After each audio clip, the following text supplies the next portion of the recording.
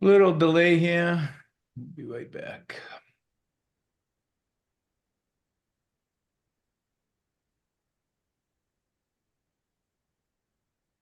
Oh, I should get my book. Get the book. Fundamental Principles of Freedom, Rational Self-Interest, and Individual Rights. This is the Yaron Brooks Show. All right, everybody. Welcome to Yaron Brooks Show on this Monday evening. Hope everybody's having a fantastic Monday and looking forward to a good week. I'm excited. I've got Peter Schwartz with me again. He's a repeat visitor to the Yaron Brooks Show. Hi, Peter. Hi, Yaron. Good to see you again. I think you all know Peter, the author of, where's the book? Here we go. Tyranny of Need. Can you see that? Yeah, examining the code of self-sacrifice and the alternative rational, non-predatory self-interest. So hopefully all of you already have the book. If you don't, go out and get it. Peter was also the chairman of the board of directors of the Ayn Rand Institute for many years. Thanks for joining me. My pleasure. All right, so we're going to talk about free speech, but we're also open to questions you guys have. I asked Peter what topics he wants to talk about. He said anything. So ask about anything. We'll answer most questions, I think. I'm not sure we'll answer everything. So free speech. So maybe we should start with, why this is such a crucial issue. The really horrifying development, one of the horrifying developments about free speech, is this gradual loss of the distinction between speech and force, between words and action. So that it had, for a number of years, recently, but for like over the past probably 5 or 6 years, this concept has developed, particularly on college campuses, that certain ideas that you convey, certain words you express, will be considered force. They call it microaggression. Yep. And will be banned. It will be the equivalent of holding a knife to somebody. That obviously is going to be prohibited on campus. Likewise, if you convey offensive ideas on campus, you will be regarded as committing microaggression and you will be stopped. And this obviously erases the distinction that used to be self-evident for decades and centuries between action and force. When we grew up, everybody understood sticks and stones may break my bones, but names will never harm me. That idea is gone. Now, speech is regarded as no different from physical action taken against somebody. And you have many of the formerly ardent defenders of free speech, like take the American Civil Liberties Union. Yeah. They were regardless of their many flaws, and there are many things that I strongly disagree with them about, but they were largely good on the issue of free speech if you restrict it to, if you circumscribe it to a certain area. Remember in I think 1977, they were defending the right of these Nazi supporters to march in Skokie, Illinois. They said, we obviously disagree with their philosophy, but you cannot prohibit speech based on the content of someone's ideas. If you allow one set of viewpoints to demonstrate on the streets, you have to allow any set of viewpoints to do the same. That has vanished. The ACLU is now part of the politically correct woke system where they are reluctant to defend speech that they regard as unacceptably critical of protected groups. And you have the proliferation of hate speech laws. Now, fortunately, we don't yet have them in the United States. I think they're coming, but you have them in Canada. You remember, Yaron, they confiscated that pamphlet Yep. on what was the title? Mall Defense of Israel. It was the Mall Defense of Israel. What is it? 20 years ago, almost 20 years ago. Yeah. Customs temporarily they gave it back, but they confiscated these copies of a pamphlet that defended Israel because this was potentially hate speech against Arabs or against the Palestinians. And countries across the globe have implemented hate speech laws. So I think they're coming to the US. Again, this is based on a refusal to recognize the clear-cut distinction between speech and words. Instead, they've established this so-called right not to be offended. You have a right to prevent people from offending. You have a right to prevent people from communicating ideas that you regard as offensive, which include things like if you say America is the land of opportunity, that is regarded as microaggression on certain campuses. If you say affirmative action is wrong, affirmative action is based on racism, that is microaggression, and you will be stopped from speaking those words on campus. So that's the horrible development that has gradually taken place in the realm of free speech.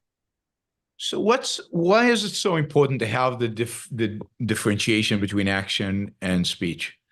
What is it about speech that makes it different? Because, you know, as they argue, I can say something that can really offend somebody. I mean, they can be real, you know, emotional and physical consequences to somebody being offended. Yes, but the difference is if you hear something that you disagree with, or even if you hear something offensive, you know, Yaron is an idiot, that does not compel you to do anything. But if I put a gun to your head and say, you better not hold your show today, or you better start defending religion or communism on your show, or I'll shoot you, then you're forced to take certain actions. You're forced to do certain things, which words as such cannot do. But this is the interesting thing is that the whole distinction between words and actions apply only in the human realm. That is, they apply only to volitional beings. They apply only to the interaction between one volitional being and another. It doesn't apply to the inanimate world, doesn't even apply to animals. There's no such thing as using force on rocks and trees, and there's no such thing as using force on animals, because you can't persuade them. Human beings are distinct in that they have a rational mind, which means you are open to persuasion. You're able to think. You're able to assess whether something that you're told is objectively true or not. You can accept it or reject it based on your evaluation of its validity. That is the philosophic basis for the distinction between words and action, between persuasion and physical force. Today, however, we have, as a result of many, many decades and even centuries of philosophic developments, the concept of man with a rational mind, the idea that man actually has volition, is disappearing, particularly under postmodernism. They reject the whole idea that you are able to decide freely of your own free will how to act or whether something is true or not. Instead, everything is conditioned by your social class, by your race, by your gender, whatever. So depending on what tribe you belong to, that's the determining factor in what the content of your mind consists of. Consequently, if someone says something that your tribe regards as false or offensive, that's no different from you're being subject to physical force, because you have no choice. You have no way of rejecting the idea as false. All you have is, my tribe believes it's false. My tribe doesn't like this. Don't confront me with it. So there's no difference between confronting somebody with an argument aimed at his mind and confronting him with a gun aimed at his head. Same thing. That's why we're losing this distinction between reason and force. And so really we're kind of losing any kind of respect for reason. So in the culture, reason has disappeared, and all we're left with then is emotion, and they can't, using emotion, they can't differentiate. Yes, the evil of using force, physical force, is that it nullifies your mind. It negates your thinking. You think it's right for me to believe that affirmative action is racist, but if that is really not a conclusion you can come to volitionally, come to objectively, rather it's a conclusion that just is the product of the class in which you are born, or which you're socially surrounded by, then for using force to either get you to accept or reject that idea is no different from using a gun to get you to accept or reject that idea, because there is no such thing as reason. There is no such thing as volition. There's no such thing as persuasion.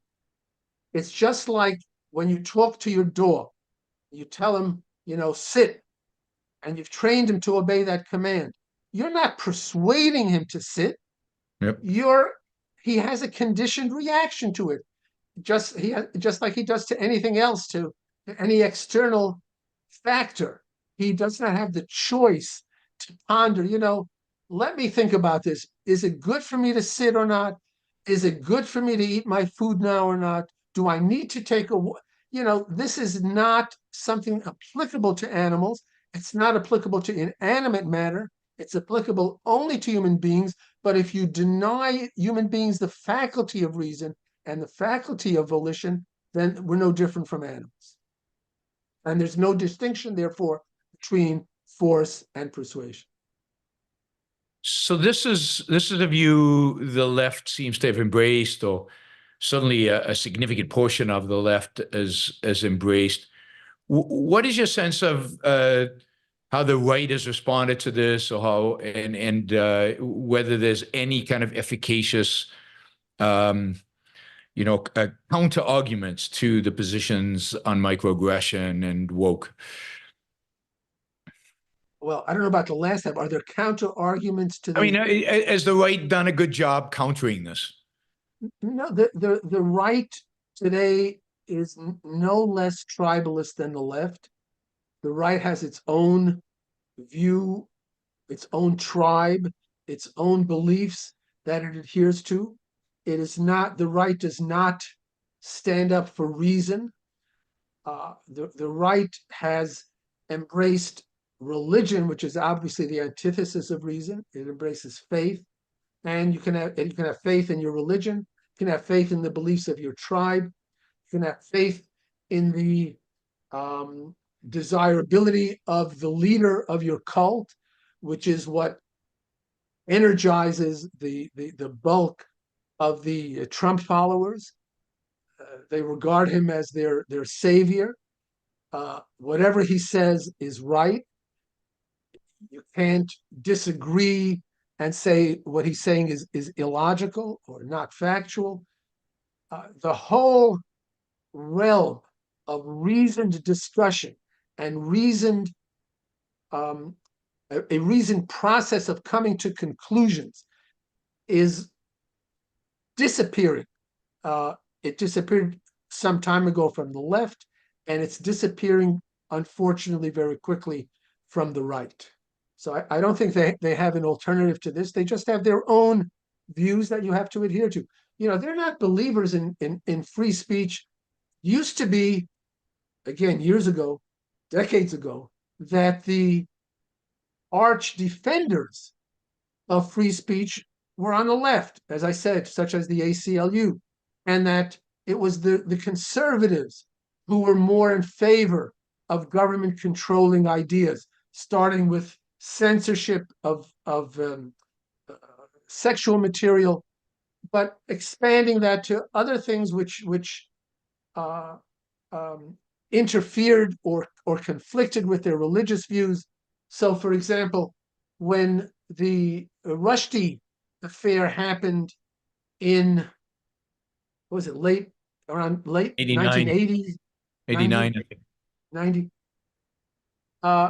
You know, that was kind of, to me, a turning point, because that was a clear-cut case of a powerful state, Iran, a theocracy, a dictatorship, exerting force to censor the ideas, to censor Rushdie's book, which was critical of Islam and sort of made fun of Muhammad. And it wasn't just a verbal threat. There were physical actions taken. You know, publishers in various countries were attacked, bookstores were burned, people were threatened. Rushdie had to go into hiding, and our government had such a feeble response, and particularly the conservatives. This was under Bush, particularly the conservatives, why they paid lip service to being opposed to censoring Rushdie, and they said his book should be allowed to be sold, but no serious action was taken against Iran, against this theocracy, which was threatening not just Rushdie, but all the people who dealt with him, his publishers, his interpreters, bookstores, booksellers, the foreign language interpreters. All those people were under threat, and our government, many of them in America, including the bookstores, but our government did virtually nothing. And part of it was because the conservatives felt a certain sympathy for the idea that you should not commit sacrilege against a religion's Bible, against the Quran. You know, that's out of bounds. We can understand why the Iranians are so upset. We can understand how this book offends them. We would feel the same way if somebody wrote something similar about the Bible. So the right is not, and really never was, a strong defender of free speech. The left used to be, and now isn't. All that's left, I'm afraid, are we objectivists. Not enough of us. So you said that you think we're going to have hate speech laws in the U.S. I mean, it seems like there's still some respect for the First Amendment, at least in the Supreme Court. Yeah. Do you think they would actually allow for a hate speech law passed by Congress to stand? Well, that's an interesting question. I don't know. You know, they had a good decision a couple of days ago on free speech, where the NRA, the National Rifle Association, that was very good. was being persecuted by was it in New York? It was New York State banking regulators. Yeah, they wanted to compel banks to stop dealing with the NRA because their philosophy is out of bounds. We can't have people advocating gun rights. We have to shut them down, and let's do it by whatever means we can. And one of the means is by pressuring the banks into not dealing with them, not financing them, etc. And the Supreme Court decided unanimously, by the way, which was really a little bit surprising, happily surprising, ruled that this was a violation of their rights and had to be overturned. So your question is whether, do I think the Supreme Court would allow hate speech laws in America. I think they would if it were initially done pretty mildly. So, for example, just to concoct something, if some state or the federal government had a law saying you cannot call for you cannot call for the treatment or let's put it this way, you cannot endorse the institution of slavery that existed in the United States in the past. You cannot say it's a good thing and I'm sorry it was gone and we should try to reinstate it.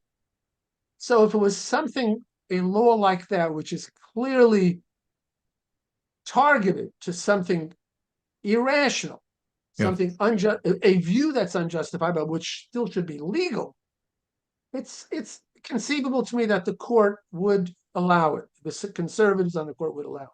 They would not today allow, an overtly, a more overtly restriction on free speech that you can't advocate, you can't say something critical about Donald Trump, or you can't say something positive about Donald Trump. They wouldn't tolerate that. But I think there's a wedge that I think would be accepted, unfortunately. Yeah. The first hate speech laws in Europe were all against Holocaust deniers. So the first speech that was banned in Europe was Holocaust denial in Germany and then the rest of Europe. So that's how it starts, was something seemingly legitimate, right? Exactly. That would be the kind of thing where I think the Supreme Court might tolerate it. You're speaking about hate speech. I'm going to be speaking at OCON about package deals. And the hate speech, this idea, this concept of hate speech is a mega package deal. First, it packages together, equates legitimate hatred and illegitimate hatred. So if I say, I hate Nazism, I hate Hitler, I think Hitler is the worst person that ever existed, they say, okay, that's hate speech, and that's the same as saying, I hate Donald Trump, or I hate the ACLU, whatever. So they equate that. And then further, this idea of this package deal of hate speech, equates disagreement with hate. So if I say, I disagree with laws about affirmative action, that's hate speech. It means you hate blacks. If you disagree with affirmative action, it means you hate blacks. So again, this is this ridiculous package deal, and the final, the triple aspect of this package deal is that it equates hate or disagreement with action. It says, if you hate blacks, let's say you actually do, I hate blacks. I don't want to associate with them. I don't want to invite them for dinner. I don't want my daughter to marry. That's equivalent to action. It's equivalent to shooting or lynching them. And again, that's a ridiculous package deal. And so those of you who want to come to OCON, I have a lot to say about package deals and how destructive and prevalent they are. And this is a really good example of it. So what do you think about, a lot of people accuse Twitter and Facebook and those companies of censorship or violating free speech, in that they take certain people off, they have restrictions, and there's a lot of agitating around, the government should stop them from doing that and make them neutral, public square platforms. Yeah, I'm actually going at length into that in my talk, so I'll give you a little bit of preview. This is part of a very, very dangerous package deal about censorship, because the proper meaning of censorship is the government bans you from expressing your ideas about something. Government says you can't publish a book, can't publish an article. That's censorship. Today, they've distorted that concept to have it apply to private action such as Facebook refusing to accept your post. Now, Facebook is a private company, and it should have the right, it does have the right to accept or reject your post. It's an expression of its freedom of speech, in fact, to decide, I don't want to be associated with that idea because I find it offensive or disagreeable.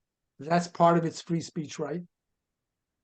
Yet today, people are saying that's censorship. And it's coming from the conservatives. The conservatives are saying they're upset that I think Facebook or Twitter banned Trump, right? They banned Trump. They both banned Trump. Yeah. Both of them. They banned Trump. That's really upsetting to them. They say, how could you do this? This violates the freedom of speech. Trump should have a right, etc. And, the people who mistakenly, let's grant them honestly mistakenly, are sympathetic to this argument because they say, well, Facebook is not really a totally private company. It's regulated by the government.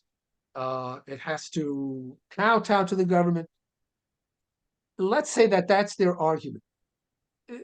It's such a contradiction because if the problem with Facebook, if the reason Facebook should not be treated as a strictly private entity is because it has some government involvement, how on earth is the solution to accelerate that government involvement? How is the solution to have let's have more government regulation, more government control, telling Facebook or Twitter what it can and can't publish?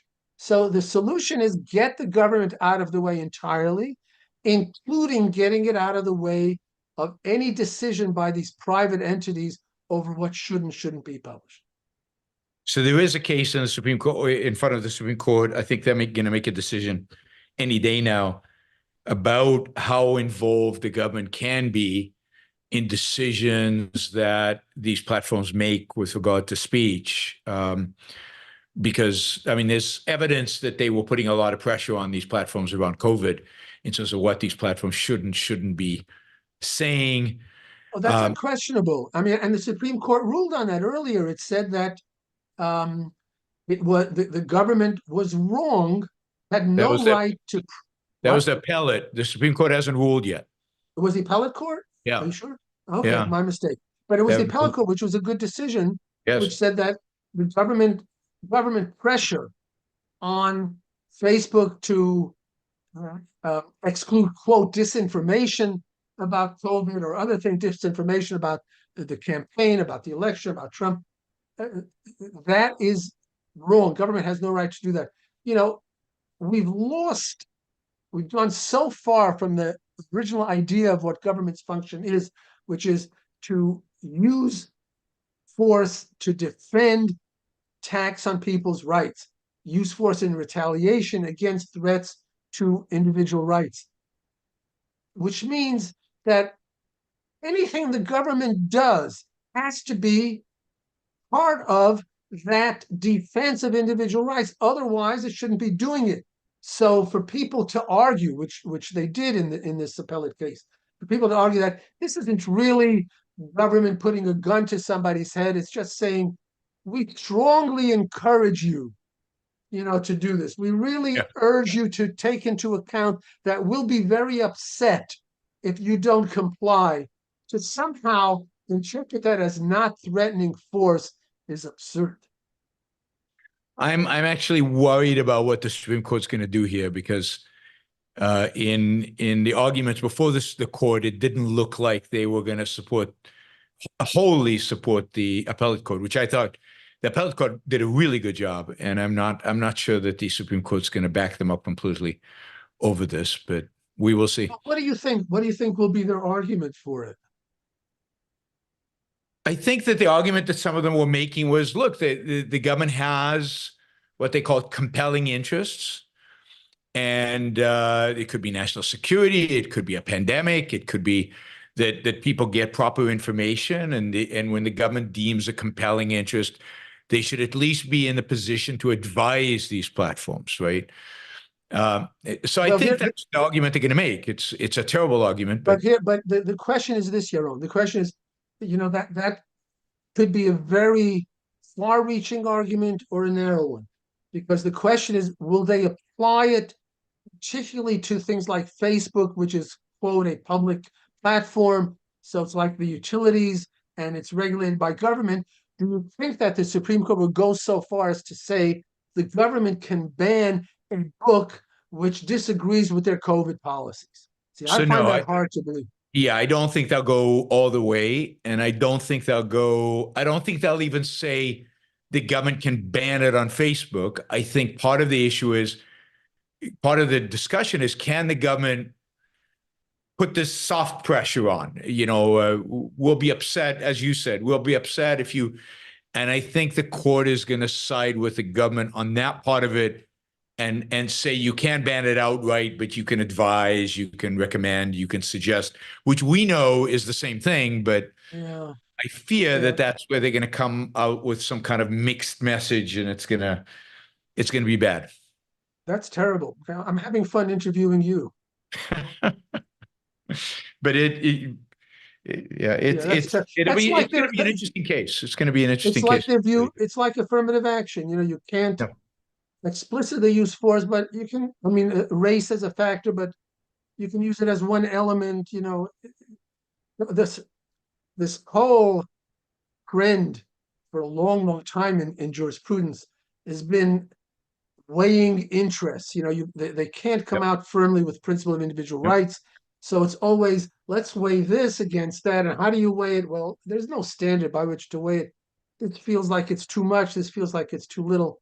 So it's just part of this continuing pragmatism, an anti-principled approach by the courts, which is one more thing we have to worry about. Yeah, and the conservatives' attitude is, let's look at the text and what did this word mean in 1790, and based on that, there's no principles. And there's certainly no concept of individual rights. Yeah, sadly. So that's up to us again. Yes, it's all up to us. I'm trying to think, what are the big issues are there with free speech? Go ahead. I have another point too. I did want to add one last thing about free speech, which is really interesting. So I made the point that we're coming to regard words as the equivalent of force. So words are microaggression, you have to be stopped, because there's no free will and you can't distinguish between force and persuasion. But that means if words are the equivalent of force, then force becomes the equivalent of words. And that's happening again. You see that on these, you see it today on the campuses where they set up these pro-Palestinian demonstrations, which intimidate people, which prevent people from accessing campuses, from going to class. They physically stop certain people who they think are Jewish from passing through, whatever. It's all justified because this is our right of free speech. We're demonstrating. This is exactly the rationale used in the January 6th riots, that, we're using force, but this is our right to demonstrate. We have a right to speak out against what we regard as election fraud. So we have a right to break into the Capitol, take over if we can. And it's the same rationale used in the Black Lives Matter demonstrations, where they looted and burned down buildings and stores and police cars, because we're demonstrating against an injustice. We have a right to speak out. So it's just two sides of the same coin. If you say words are the equivalent of force, then force becomes the equivalent of words, and we're descending into anarchy. So it seems that way. So here's a question from James regarding this. At the pro-Palestinian rallies, they're holding up signs saying "kill the hostages" and "death to Israel." Is this protected speech or incitement to violence? Do police have the right to arrest people for holding up certain signs at a protest? Well, First of all, it depends where it is. If this is a private university, the big difference between a private and a public university, both have the right to set terms and conditions under which demonstrations and protests can be held. So both of them can say you cannot set up tents in the campus quad, you cannot block access, etc.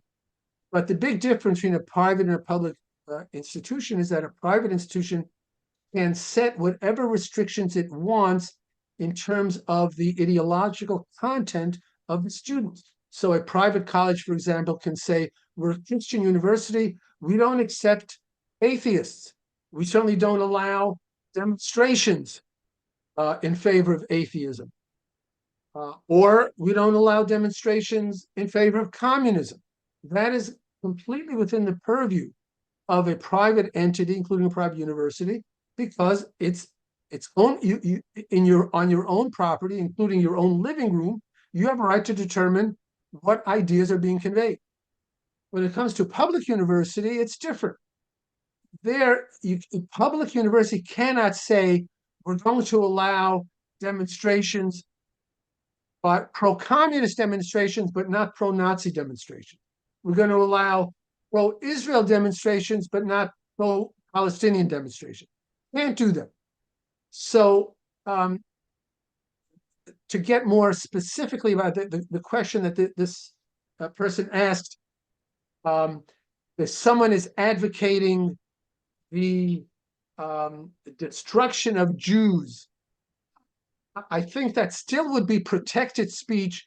The dividing line it's pretty simple. The dividing line is, are you actively encouraging imminent action, imminent physical force? So, for example, if you're part of a mob that wants a lynch mob, that wants to hang some black person, and you're at the forefront of that mob, and you're urging people on, and you say, yeah, string them up, let's hang them, then obviously you are inciting action, direct action at that time, not 7 years in the future. So that, I think, can be restricted. And I think the courts have made that proper distinction. But you cannot simply say that a view such as Israel has no right to exist, or blacks should never have been freed from slavery. Those are all terrible views. They're irrational views. They're unjustified views. But they are not instances in which free speech should be thrown out. They are exercises of free speech, as irrational as they are. And the solution to that kind of thing, which is the same thing as the solution to discrimination against blacks or other minorities by private entities, the solution is boycott those people. If you disagree with them, don't deal with them. But you have no right to have the government send in the police to stop them. Let's see. I don't know. It says, what do you make of these First Amendment auditor channels on YouTube? I don't know. I'm not familiar with that. Are you familiar with those? No, sorry. Should you need anyone's consent to film in public? Is there no expectation of privacy in public? Does public photography fall under freedom of speech? I don't know. I don't know.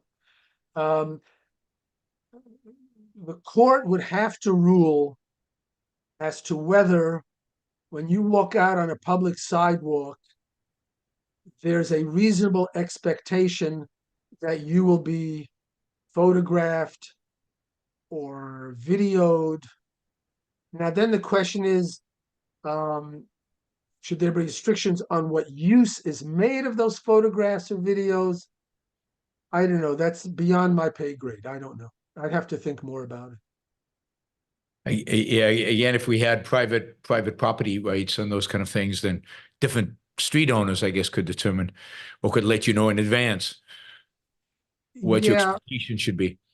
Yeah, but that doesn't solve every single problem to say No. we should have everything private property.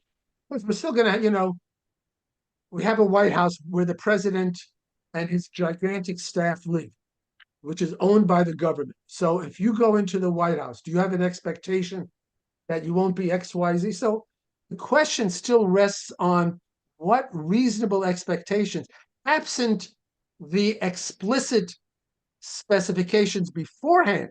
So if you put a sign up on the White House, everyone who enters will be photographed or fingerprinted or whatever, then you have no case. But absent that, again, I have to think much more about where exactly to draw the line and to state the principle. Yeah. All right. Looking for the free speech issues. So Michael asks, are private social media companies acting on their own free will when they remove people's accounts, or are they being pressured by leftist governments? You mean by the current government, by the Biden administration? Yeah. Yeah. Well, there's no denying that has happened. I can't comment on any specific instance. I don't know, but there's certainly this appellate case that we were talking about is an example of where the government actually used threats of force to get Facebook and I think Twitter to change their policies, to reject, quote, misinformation, or to reject things that disagreed with their COVID policies or whatever. So it has happened, and it should be stopped. Government has no role. This is a very simple principle. Government has no role in social media or in non-social media. It doesn't have any role in Facebook, doesn't have any role in the New York Times or the Washington Post or on the Yaron Brooks show. It has no role. Very simple. And who do we blame for when this happens? Because this is all these companies were harangued and blamed for the so-called censorship they were committing. Is it the companies or the government? Well, the primary blame is the government. The primary blame is the philosophers who've made this possible. And the secondary blame is the businessmen themselves, because a lot of them are complete pragmatists. They are unwilling to stand up for their rights. They're unwilling to categorically say, I'm a private company. I have a right to publish what I want. I have a right to reject what I want. I'm not using force against anyone. I'm not using fraud. Government has no role. Instead, they try to compromise. They try to appease the government. Now, partly you can understand any industry that's subject to regulation is afraid of the regulators.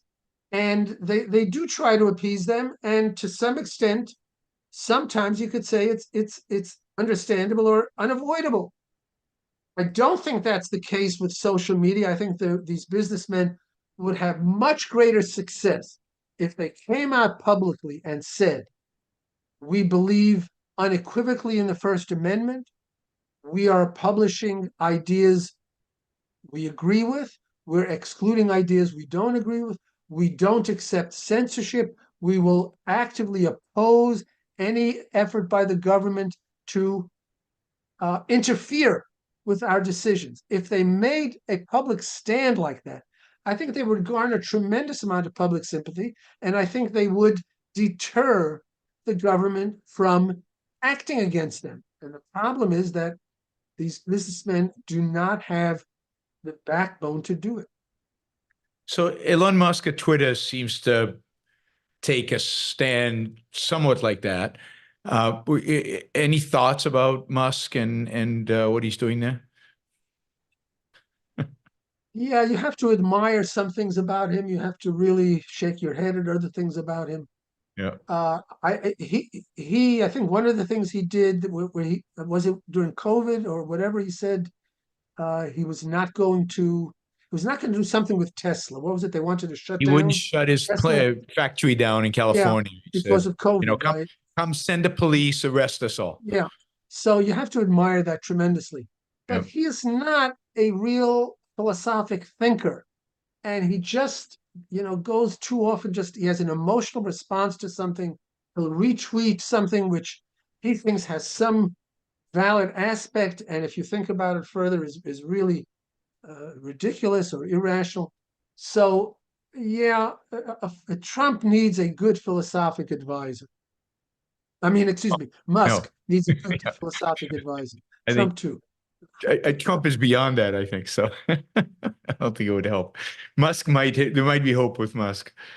So since Trump's name came up, what are your thoughts on what happened in this court case that he was found guilty in? To what extent do you think this is an abuse of the legal system, and this is using the legal system to settle scores politically? Well, first of all, there's no question that the motivation in all the cases is to some degree, whether small or large, definitely to some degree motivated by a desire to get at Trump. Even when it's a legitimate case, it's motivated by a desire to get at Trump. In this recent case where he was convicted, that's a trivial case. I don't strongly object to the Attorney General bringing the case. I don't think he would have brought the case if it were anyone except Trump. So this is clearly the most politically motivated case. But to me, the most interesting aspect of it is the way the Trump defense handled the case, and largely I think because of Trump himself. There you have a case where the charge is he paid off this porn star to keep these details of their sexual involvement secret. And he went through his fixer code. And the charge is, well, he falsified his records to pretend these are legal fees that he's paying Cohn. And by doing so, it became a felony because he's doing this to influence the election. He's doing this to wrongfully influence the election by keeping secret his affair. That was the basis of the charge. It's flimsy, but it's there. It's conceivably defensible. The obvious argument you should make, the defense you should make against it is, yeah, I had the affair. Everybody knows he had the affair. Everybody in the world knows it. Yes, I had the affair, but I was embarrassed. I didn't want to make it public. I didn't want my wife to know. It wasn't to influence the election. And that's a very plausible defense, and I think it would have been acquitted on that basis. But Trump, in his typical bullheaded way, I'm sure did not want to admit even that. Maybe he doesn't want his wife to know. I don't know. I'm sure she does know. He doesn't want the world, whatever his reason, he did not want to admit that he had this affair. So his whole defense was, everybody's lying. The porn star is lying. Cohn is lying. I didn't pay her off. It was a legitimate legal expense, et cetera, and nobody believed him, and he lost the case. So that's how stupid Trump can be. That to me is the most interesting aspect of the case. What do you think about the other cases against him? Oh, yeah. So the other case is the strongest case legally now. Morally, the strongest case is the January 6th, his involvement with the January 6th riots.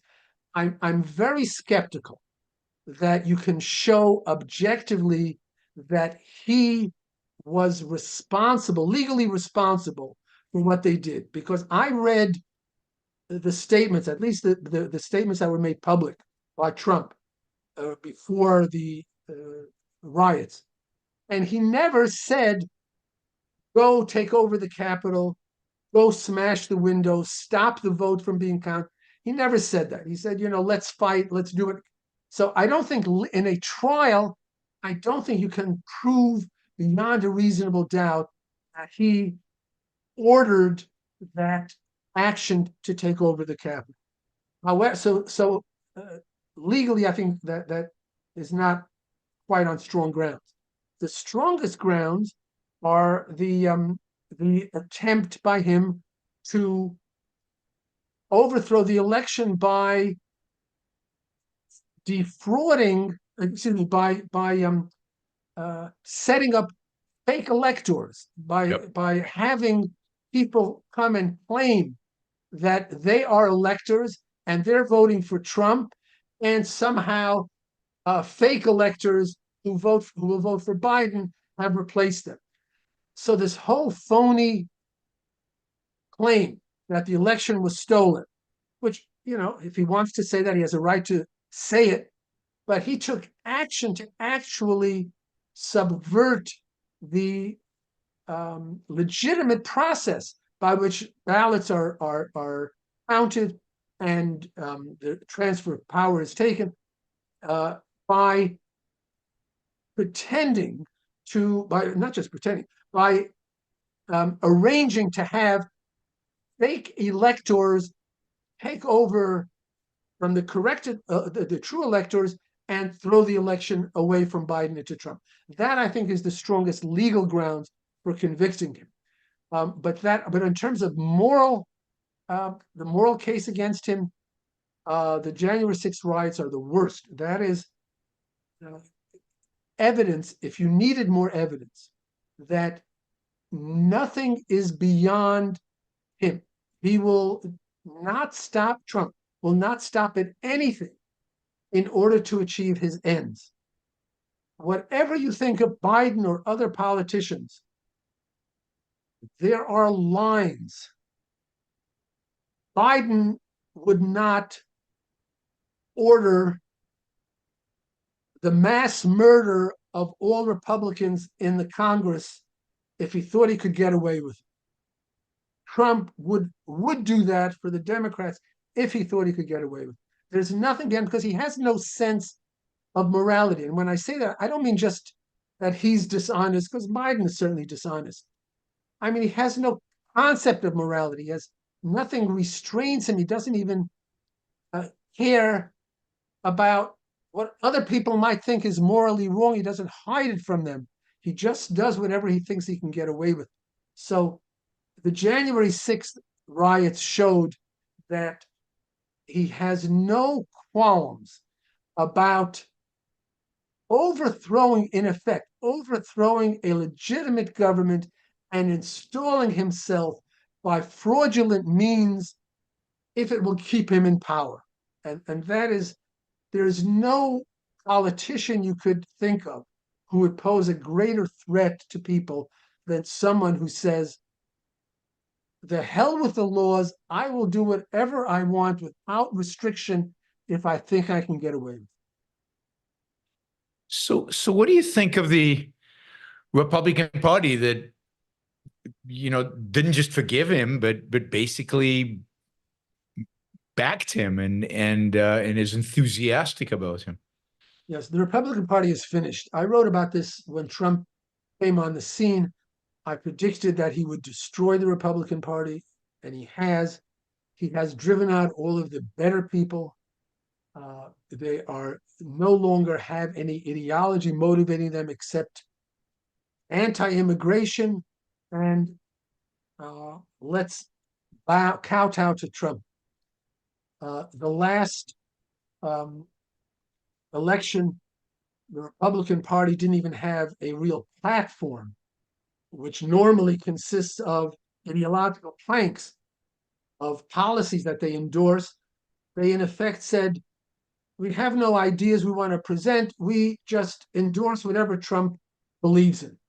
This is such a shameful abdication. So the whole ideology, which at least the Republican Party in the past paid lip service to, they paid lip service to smaller government, less spending, lower taxes, less regulation.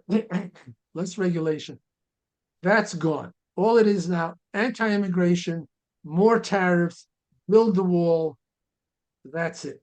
The Republican Party is finished. So the only hope I have, the best thing would be if Trump were to face a resounding defeat in the next election. I mean, a really overwhelming defeat, because then that would help try to restore the Republican Party to its previous semi-awful state. I don't think that will happen. I think Trump may lose, may win. I think it'll be close. The only hope, I think, is really either a third party, which, you know, could be half decent, or just wait out the demise of Trump, and once he's gone from the scene, maybe there'll be somebody to replace it. Though I doubt that. Now, I said when January 6th happened, I was convinced, showing how naive I can be, I was convinced that his Republican followers would turn on him, that this would be the tipping point. They would see, God, okay, we've supported all his irrationalities up until now, but this is too much. This is beyond the pale. And immediately after January 6th, a number of them did condemn riots and Trump. But that quickly disappeared. Trump reasserted his power. He reasserted his status as the kingmaker of the Republican Party. He is the only one who can galvanize an audience, who can raise money, who can get people elected to Congress and the Senate. There is no ideological viewpoint being expressed, no one capable of expressing one other in the Republican Party other than Trump. And this is why he's the kingmaker, and unfortunately will remain that for some time. Yeah, I thought the same after January 6th, and it truly is unbelievable how he's come back. And that suggests to me that, I don't know, the party itself is hopeless, because these people are the ones who completely folded. So how could they support somebody better? What would make them do that? Yeah, no, it would have to be different people. As I said, you know, the better people have left the Republican Party.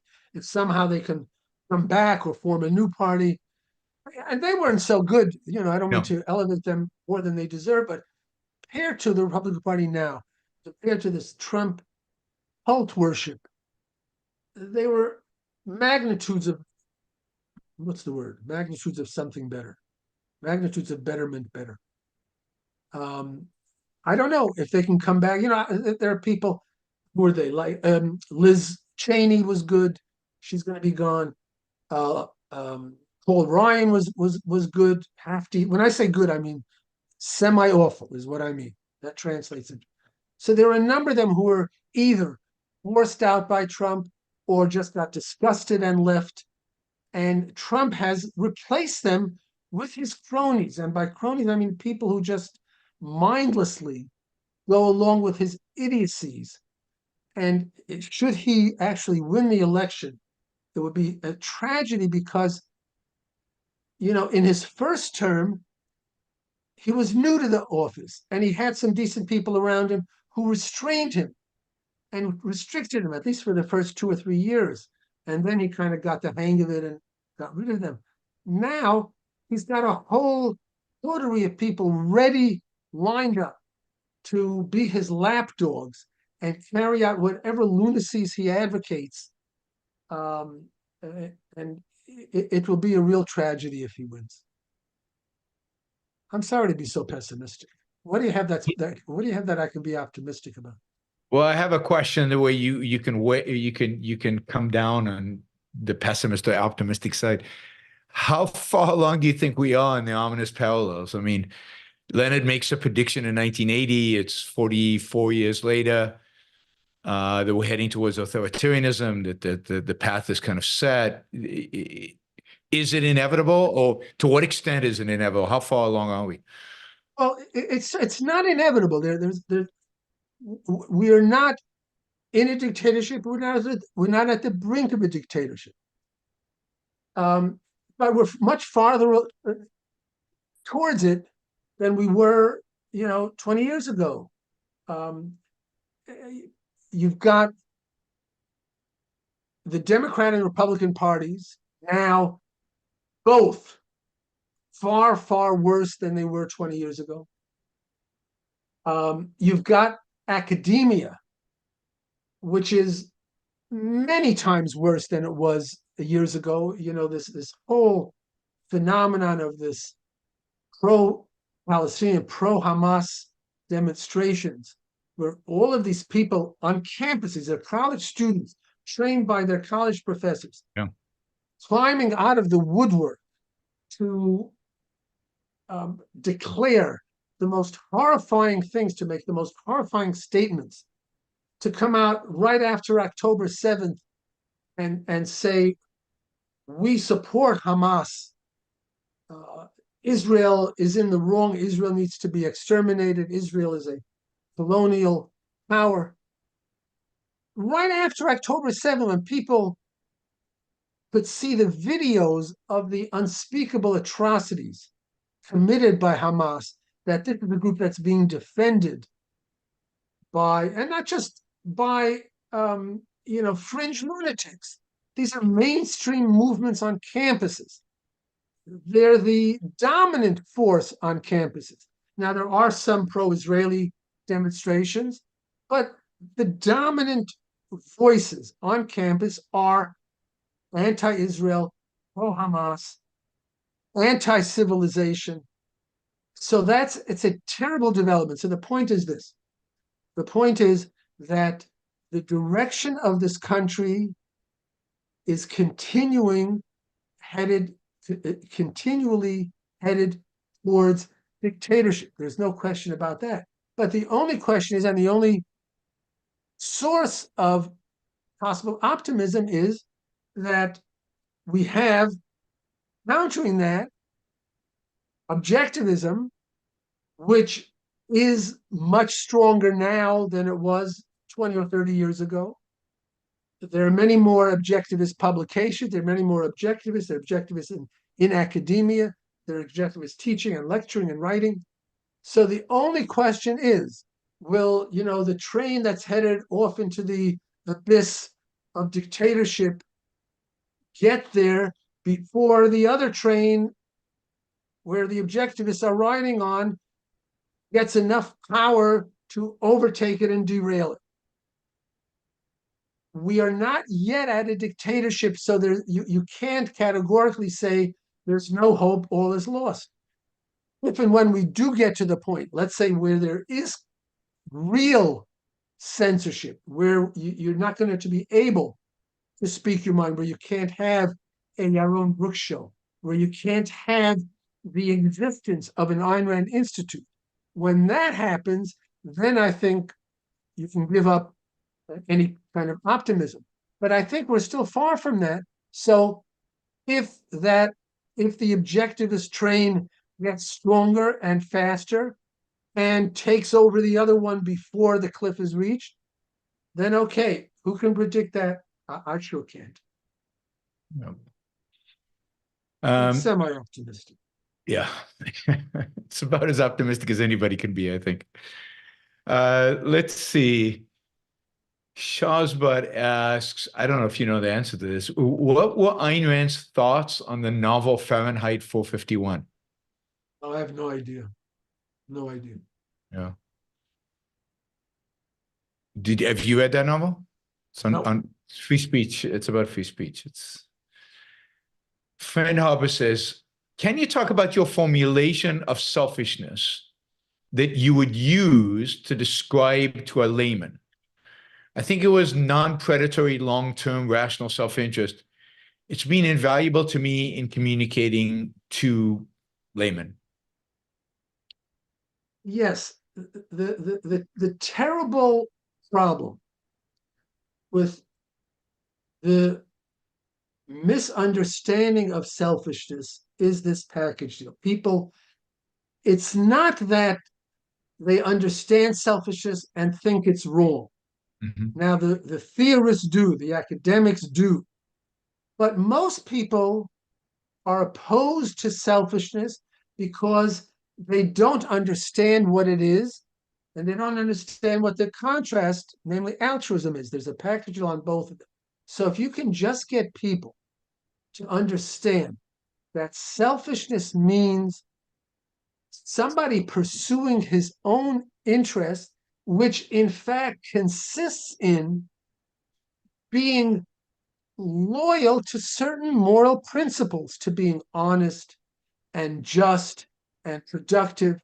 It means dealing with other people not by exploiting them, not by using force against them, not by defrauding them, but by dealing with them honestly and trading value for value.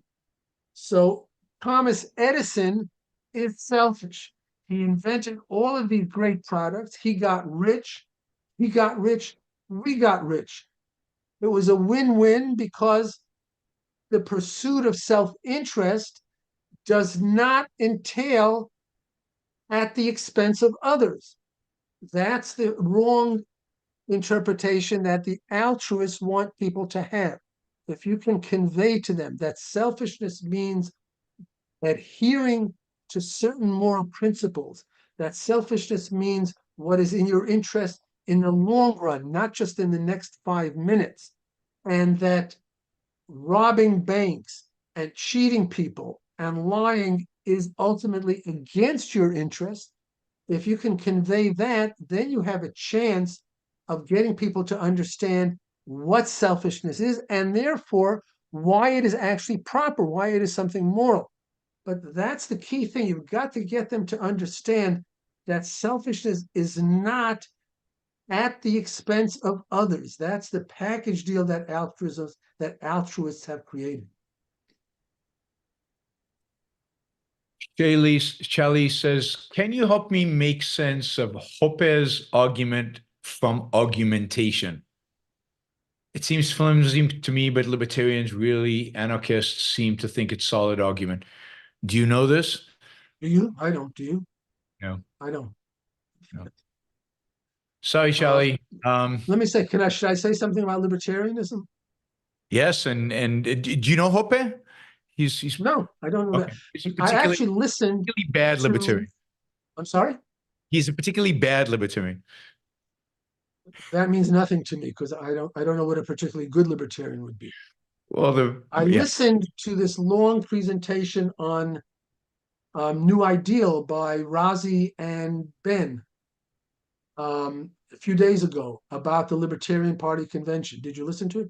Oh, it couldn't have been Razi. It was Nikos. Nikos, I'm sorry. I confuse those two all the time. I have not listened to it, no.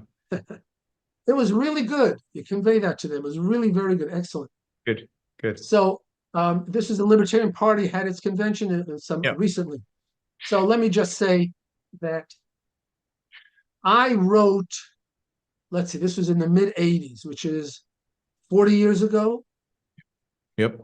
About my big booklet on libertarianism, the Libertarianism, the Perversion of Liberty, which is a chapter in the Ayn Rand's The Voice of Reason. And that at that time, I said the essential element of libertarianism politically is that they endorse anarchism.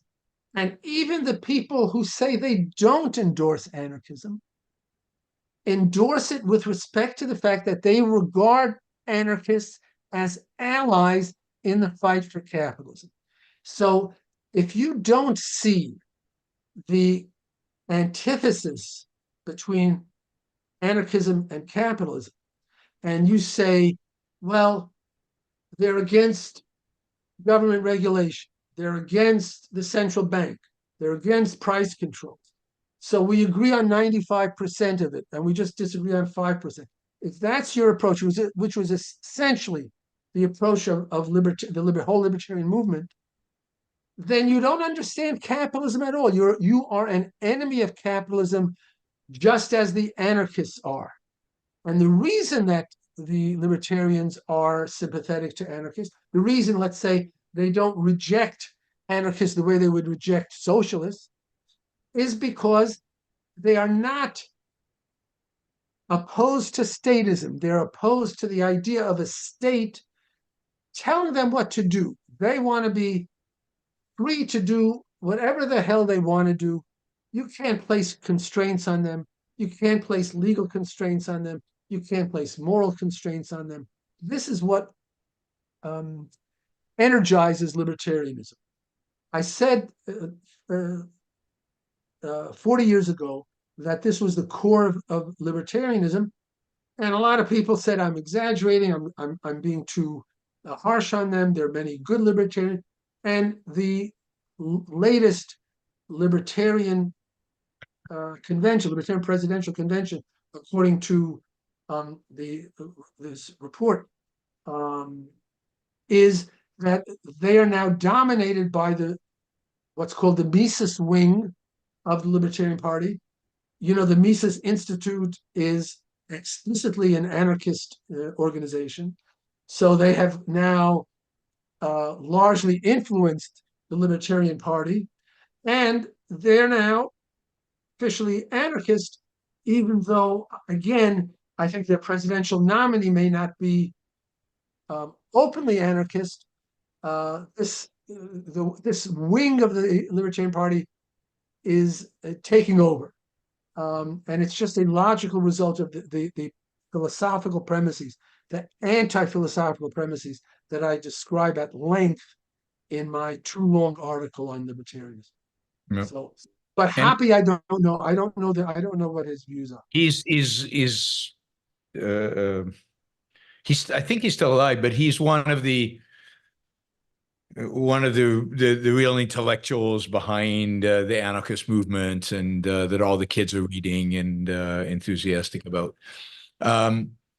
Wait, now another thing, you just reminded me of another point about libertarianism, because connecting it to something we were discussing earlier. The true colors of libertarianism, or some of them, come out when you see that they are virtually unanimously opposed to Israel. Yep. They regard Israel as the aggressor. They regard Israel as evil. They regard the Palestinians as virtuous. And this is, again, another logical consequence of where libertarianism starts from. You know, Murray Rothbard, who is really the founder of the modern libertarian movement and to a large extent responsible for the Libertarian Party, he was an anarchist, an open anarchist. And he regarded at the time America as now remember, this is during the Cold War. You had the United States, you had the Soviet Union. They were at odds. There were, missiles aimed at each other. The Soviet Union had taken over half of Europe as satellite countries, and was threatening, was a totalitarian dictatorship internally and externally, against its own people and against the foreign countries it controlled and others it threatened. That was the situation that Rothbard described the United States as the greatest threat to world peace in the country at the time, and the Soviet Union as the most peaceful-loving country, the most peace-loving country at the time. So, and that's carried out today, where the libertarians are sympathetic to the Palestinians and hostile to Israel. And the reason they do this, and the reason Rothbard did it, is because if you are an anarchist, then you're saying states as such are evil. Well, what do you do with an example of the United States, which is basically good, certainly compared to the rest of the world, certainly in its past? How do you describe the United States as an evil, vicious country when it's obviously the opposite? So you have to take the best of the countries, the best example of how a government should be run, and smear it. You have to viciously attack it. You have to say America is the most aggressive country in the world, the most warmongering country in the world. Israel, again, an example compared to the rest of the countries in that region of the world. Israel is a paradigm of virtue. You have to smear it. You have to say Israel is an aggressor. Israel is a colonizer. Israel is an oppressor, so that people don't somehow get the idea that there can be such a thing as a good state. That's the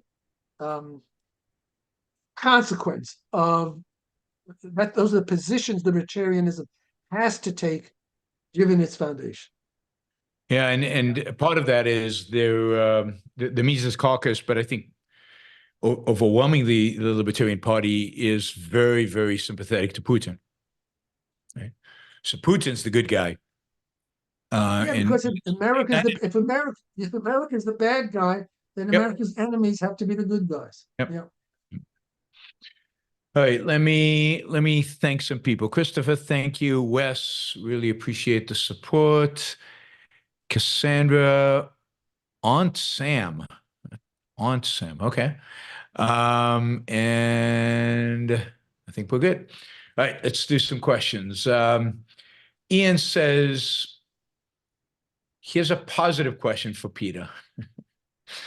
Who is your favorite among the young objectivist intellectuals? They have to be younger than Onkar to count. Well, I think there are several. I think Greg Salmier, is he younger than Onkar? He's younger than Onkar, right? He's younger than Onkar, yes. Yeah, I think Greg is really a very bright, innovative mind. Very much respect what he's been doing. Ben Baer is very good. If I start naming people, I'm going to leave people out. So let's leave it at that. Yeah. I think there's a deep bench, deeper than we've ever had before. So yeah, people should not belittle the significance of the intellectual output of objectivists today, certainly compared to what it was many years ago. I mean, there's books are constantly coming out, articles are coming out, talks are coming out, teachers are teaching. So there's a tremendous amount of intellectual material, good intellectual material being produced by objectivists. And I think that's that's an enormously positive sign. So please take account of that and be happy about that. So you're teaching at ARU, right? No, I taught one semester and I'm not doing it anymore. So you taught. Yeah, I taught writing. I taught a writing class for one semester. I may do something in the future, but I don't have any concrete plans right now. Yeah. Let's see. Fred Harper says, my own formulation for layman is egoism being the beneficiary of one's own actions. People have a hard time with benefit, so I subdivide egoism into rights respecting and rights violating. After then explain rights. I know. Right. No, I don't think that's the right approach. I think you just have to make clear that egoism means pursuing your interests without harming others, not at the expense of others, and then define what does it mean? What does your self-interest mean? Define it as embracing moral principles like honesty and justice and productivity, because the fundamental opposition people have to selfishness is that they regard it as coming at the expense of others. They regard Attila the Hun as the epitome, or they regard Bernie Madoff, that crooked banker, financier, as the representation of selfishness. And you have to disabuse them of that notion. You have to say those people, in fact, were acting against their interest.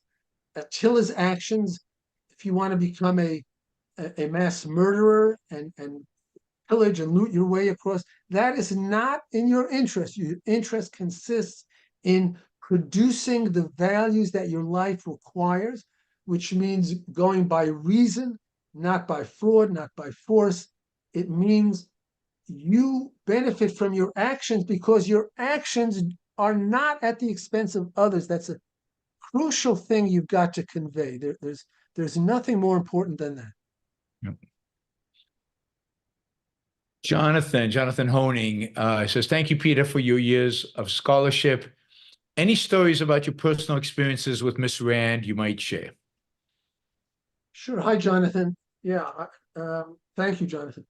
I didn't know her well, but I did have some contact with her. I spoke to her, a few times. She published an article in the Intellectual Activist in 1980 about why America should boycott the Olympics, which were going to be held in Moscow. So we did have certain dealings. Any stories? Well, I'll tell you something which is kind of maybe started out as a negative story. Here's a disagreement that I had with her. She wrote this article, as I said, and sent it to me. Obviously, I wasn't going to edit it, so I took it as it is. But I told her the title was Moscow Olympics. I think the title was Moscow Olympics by Ayn Rand.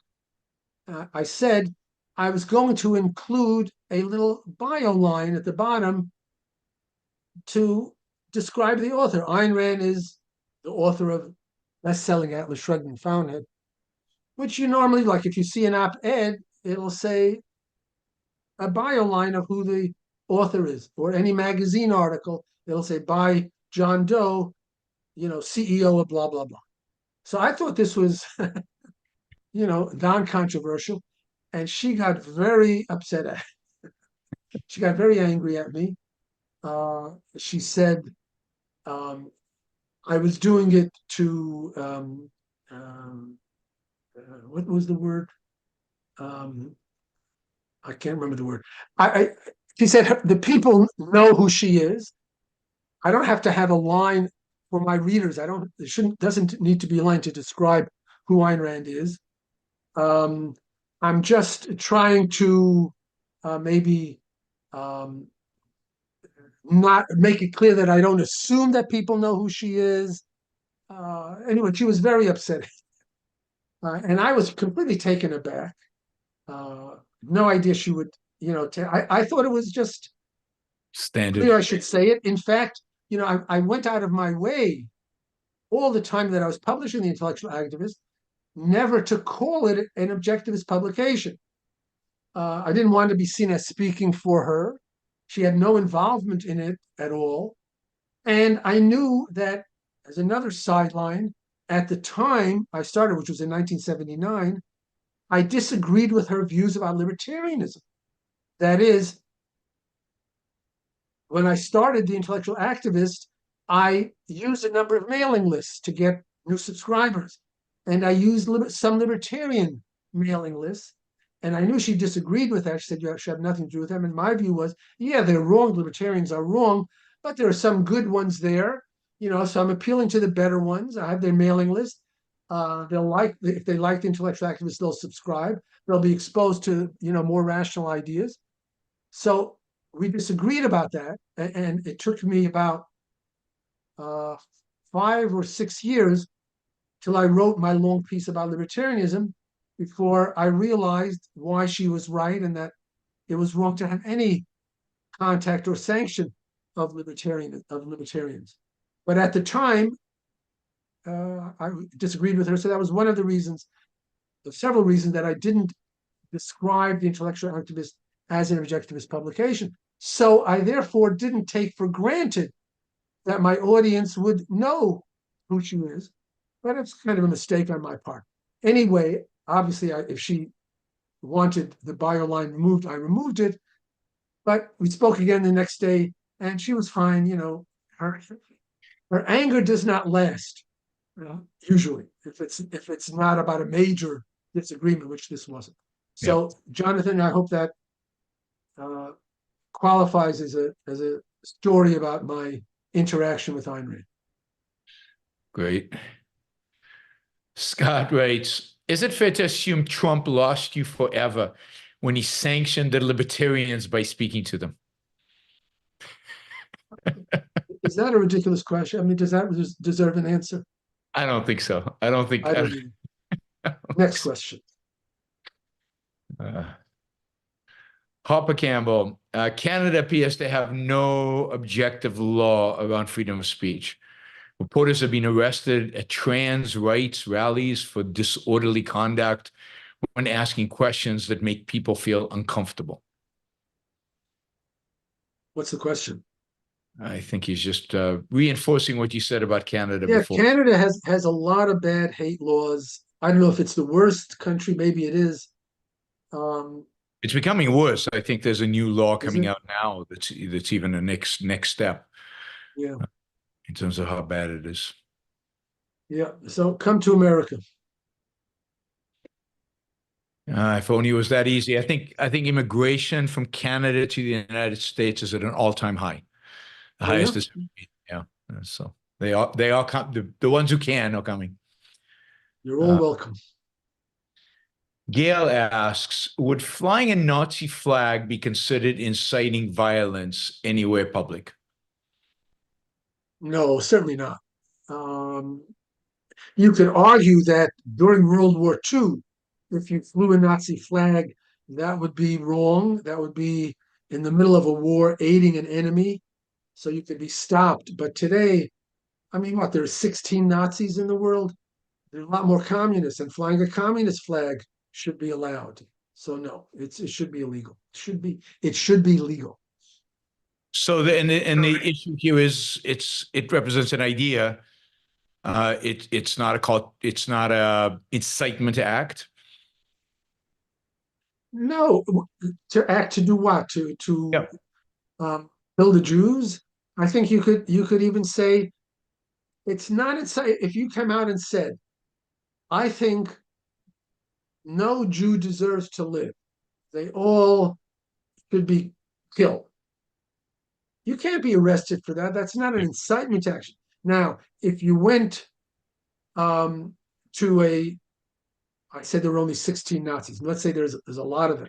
You went to a Nazi rally, and the drum beats were going, and there were some Jewish protesters right next to them, and it started getting hostile, and you got up and said, "Kill the Jews." Then that could be incitement. That's like inciting a lynch mob to hang blacks. That's imminent. That's incitement to imminent action. But it has to be that. It can't just be an abstract statement which does not immediately incite people to take illegal action. Frank asks, are movie ratings anti-free speech, especially R and X? Now, correct me if I'm wrong. I don't think that they're mandated by government. The Motion Picture Association that rates them is a private organization, isn't it? Yep, So it is. I think it's voluntary, and you don't have to have a rating. You can release a movie without a rating. So I don't think the government is involved in that. Yep. I don't think they ever were, even when these ratings were there were standards No, of. there was were the- government Hollywood. there were government censors at some point. There were. There were oh yeah, of movies, yeah. But I don't think the rating system No. involves government now. No. Richard asks, I used to think the two political parties were package deals until Republicans abandoned capitalism and Democrats canceled free speech they don't like. Why do you think they dropped the best parts of their platforms? Because they didn't regard them as the best parts. If you are opposed to freedom, if you're opposed to individual rights, you wouldn't ask, well, how come you're dropping freedom of speech? Well, because I don't believe in freedom of speech. I think I believe in an authoritarian government. So the trend, the intellectual trend for many, many years has been towards statism, has been towards greater and greater authority by the government over the individual. So why is it surprising that the Republican Party says we're not really in favor of capitalism anymore? We're in favor of closing the borders and putting up tariffs. And the Democratic Party says we're not in favor of free speech anymore. We want to protect the emotions of tribes that feel offended. That's in keeping with the philosophic trend that's been going on for many years. All right, that is the questions we have. Thank you, Peter. Okay, that's it. We're done. I think so. Any, or you want to? We can keep talking. I'm drained. What's that? I've told you everything I know. I have Everything nothing you more. know. There you go. I Okay. can't speak for another 24 hours I look forward to seeing you at Ocon. now. Okay, same here. Thank you. Thank you. I'm night, glad to everybody. hear you're a good, you're a good interviewer. You ask good questions. You keep the thing Thank you. rolling. So thank you. And thanks to all the super chatters. Really appreciate the support. And I'll see you guys tomorrow, 2 p.m. East Coast time for a regular episode of the Yaron Book Show. Bye, everybody. Have a good night.